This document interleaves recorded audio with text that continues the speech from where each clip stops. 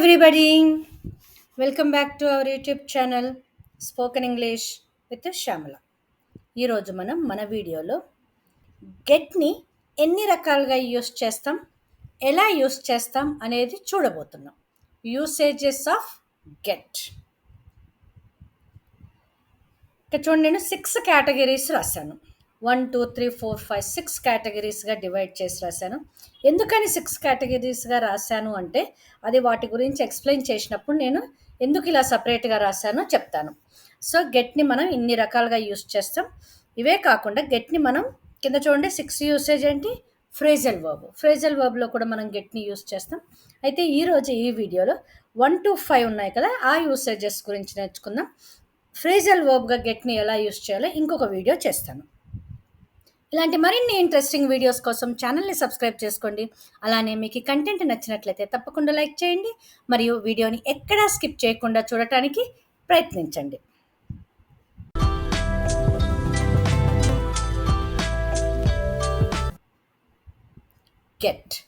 Get అనేది verb, మనందరికీ తెలుసు కదా, అది V1 ఫామ్. విఎస్ ఫామ్ ఏంటి, గెట్స్. V2 ఫామ్ అంటే past tense got, and past participle is also got, and continuous tense is getting. So first number వేసి నేను 3 యూసేజెస్ రాశాను గెట్. ఏంటవి, to obtain, to receive, to buy. ఈ 3 యూసేజెస్లో గెట్ని use చేస్తున్నప్పుడు మనము get తర్వాత మనం డైరెక్ట్ ఆబ్జెక్ట్ అన్నా రాయాలి, లేదా ఇండైరెక్ట్ ఆబ్జెక్ట్ అన్నా రాయాల్సి ఉంటుంది. జనరల్గా మనము ఈ 3 యూసేజెస్ తోటి గెట్ తర్వాత జనరల్గా మనకి డైరెక్ట్ ఆబ్జెక్టే వస్తుంది. చాలా తక్కువ సిచ్యువేషన్లో మాత్రమే మనకి ఇండైరెక్ట్ ఆబ్జెక్ట్ వస్తుంది. అవేంటో ఇప్పుడు 1 by 1 డీటెయిల్డ్గా చూద్దాము. First meaning of get is to obtain. తెలుగులో దానిని పొందడం అని అంటాము. Let us see some examples of get in the meaning of to obtain. పొందడం అనే మీనింగ్లో మనకి ఉన్నటువంటి ఎగ్జాంపుల్ సెంటెన్సెస్ చూద్దాం. She got the telephone number from her boss. ఆమె బాస్ నుంచి పొందింది. I got the grade to pass the course. నాకు course pass అయ్యేటువంటి గ్రేడ్ పొందాను, వచ్చింది అంటాం కదా, అది. Unfortunately my friend didn't get the job. దురదృష్టవశాత్తు మా ఫ్రెండ్కి జాబ్ రాలేదు. రాలేదంటే తనకి జాబ్ పొందలేదు, తను జాబుని. సో గెట్ని పొందడం అనే అర్థంలో ఇలా యూస్ చేస్తుంటాము. ఇంకొక అర్థం గెట్కి టు రిసీవ్. రిసీవ్ అంటే ఏంటి, తీసుకోవటం. Did you get my letter?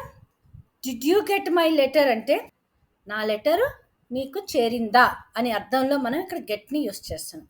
He got a fine for driving too quickly. అతను స్పీడుగా డ్రైవ్ చేసినందుకు ఫైన్ వేశారు.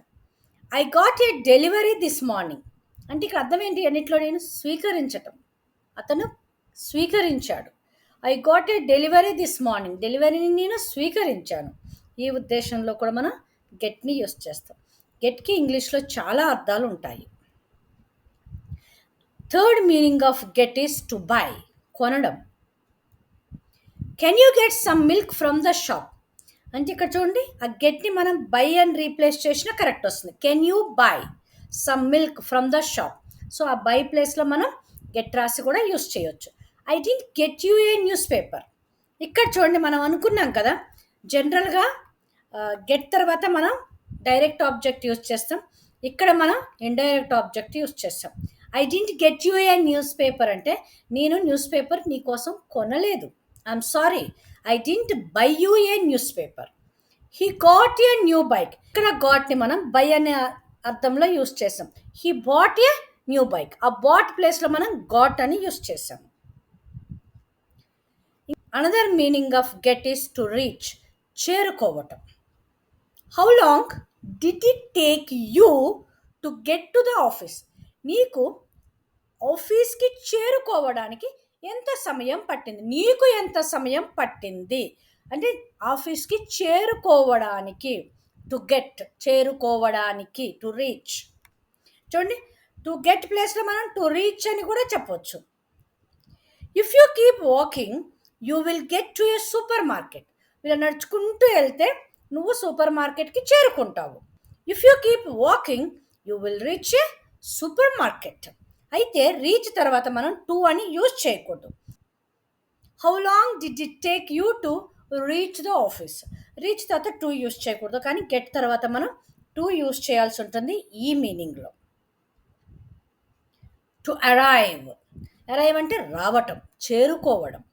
I usually get home at 7 PM.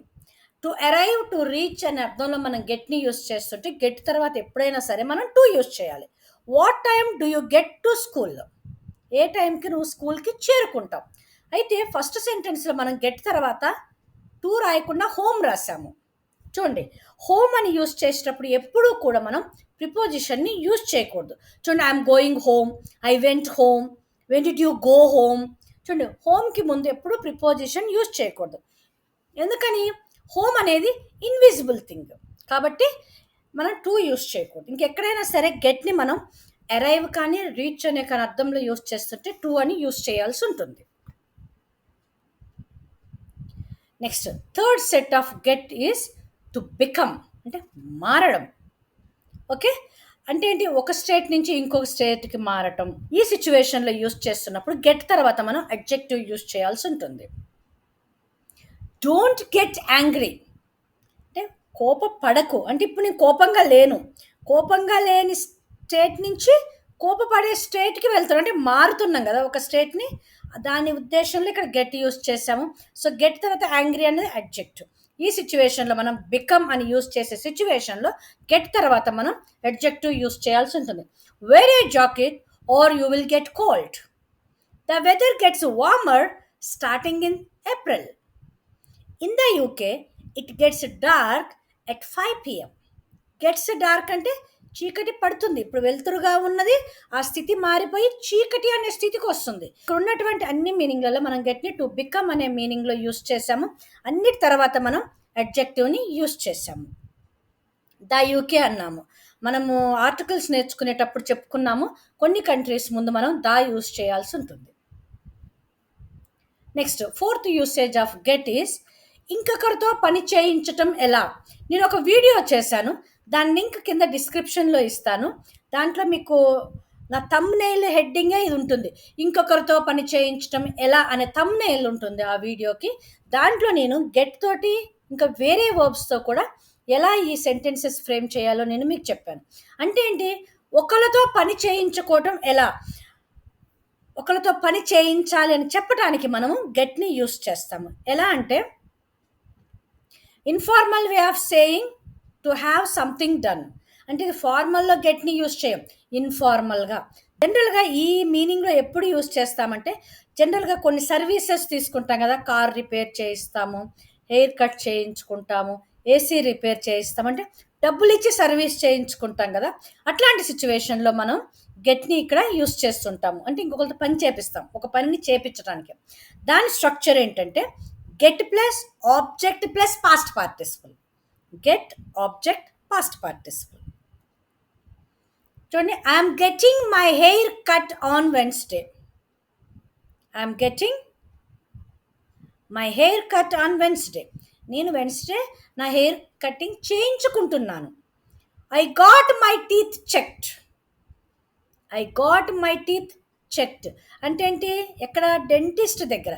ఈ మార్నింగ్ నేను నా పళ్ళు చెక్ చేయించుకున్నాను. నేను పని చేయలేదు, చేయించుకున్నాను. I need to get my laptop repaired. నా ల్యాప్టాప్ని రిపేర్ చేయించాల్సిన అవసరం ఉంది, నేను చేయట్లా, చేయిస్తాను. I will get your coat cleaned if you like. నీకు నచ్చితే నీ కోట్ నేను క్లీన్ చేయిస్తాను. నేను చేస్తాను అని చెప్పట్లా, చేయిస్తాను అని చెప్తున్నాను. He gets his car washed every Saturday. Every Saturday అతని కారుని వాష్ చేయిస్తాడు. అతను చేయట్లా, చేయిస్తాడు. ఇంకొకరితో పని చేయించడాన్ని మనం ఇన్ఫార్మల్ వేలో చెప్పాలి అనుకుంటే గెట్ని యూస్ చేస్తాం. ఇంకా ఇంకొకరితో పని చేయించడానికి ఉన్నటువంటి అదర్ మీనింగ్స్ కూడా మీరు చూడాలి అంటే ఆ వీడియోని ఒకసారి చూడండి. నెక్స్ట్ ఫిఫ్త్ యూసేజెస్ గెట్ని మనం ప్యాసివ్ వాయిస్లో యూస్ చేస్తాం. ఓకే, దీని స్ట్రక్చర్ వచ్చేసి గెట్ ప్లస్ పార్టిసిపుల్. దాని ఎగ్జాంపుల్ సెంటెన్సెస్ చూద్దాము. జనరల్గా స్టాండర్డ్ ప్యాసివ్ వాయిస్ ఫామ్ ఏంటి? బీ ప్లస్ పార్టిసిపుల్ కదా. అయితే గెట్తో వచ్చినప్పుడు గెట్ ప్లస్ పార్టిసిపుల్ యూస్ చేయాల్సి ఉంటుంది. మై బైక్ వాజ్ స్టోలెన్, ఇది స్టాండర్డ్ ప్యాసివ్ వాయిస్. నా బైక్ దొంగతనం చేయబడింది. ఎవరితోనో, నా బైక్ వేరే వాళ్ళ చేత దొంగిలించబడింది. వాస్ పాస్ట్ టెన్స్ కాబట్టి గెట్కున్నటువంటి పాస్ట్ ఫామ్ని ఇక్కడ యూస్ చేయాల్సి ఉంటుంది. My bike got stolen. చూడండి, మై బైక్ గాట్ స్టోలెన్, దొంగిలించబడింది. మైక్ జస్ట్ గాట్ ప్రమోటెడ్, ఇది విత్ గెట్ కదా. ప్రమోషన్ వచ్చింది అతనికి వచ్చింది అంటే వేరే వాళ్ళు ఇస్తే వచ్చింది కదా. Mike just got promoted, promote అయ్యాడు. అది ఎవరు? అతను చేయలే, వేరే వాళ్ళు చేస్తే అతనికి ప్రమోషన్ వస్తుంది. దాన్ని స్టాండర్డ్ ఫామ్లో ఎలా రాస్తాం?